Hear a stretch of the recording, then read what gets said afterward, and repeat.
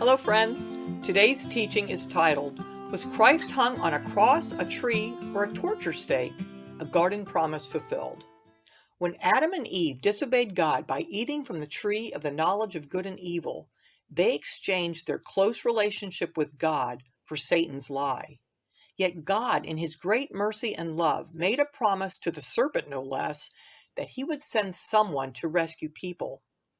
I will put enmity between you and the woman, and between your seed and her seed. He will crush your head, and you will strike his heel. Genesis 3:15. Here's where today's video gets interesting. In Acts 5:30, we read, "The God of our fathers raised Jesus, whom you killed by hanging him on a tree." Here, the cross is described as a tree. But why is that? The Greek word for tree is xulon, meaning anything made of wood used to support the crossbar of a cross for crucifixion. In other words, a stake or pole used to support the crossbar for crucifixion torture. This verse harkens back to Deuteronomy 21:22-23, which says, "If a man has committed a sin worthy of death, and he is executed, and you hang his body on a tree, you must not leave the body on the tree overnight, but you must be sure to bury him that day, because anyone who is hung on a tree is under God's curse." This is exactly what the Apostle Paul says Christ accomplished for us. Christ redeemed us from the curse of the law by becoming a curse for us. For it is written, "Cursed is everyone who is hanged on a tree." Galatians 3:13.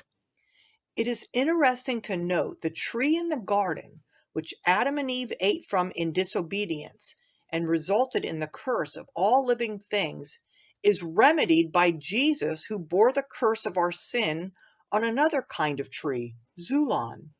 The irony is that this tree of death, the cross of Christ, has become a tree of life for all those who look to him for salvation.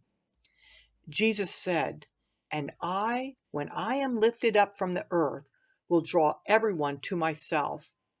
He said this to indicate the kind of death he was going to die. John 12:32-33.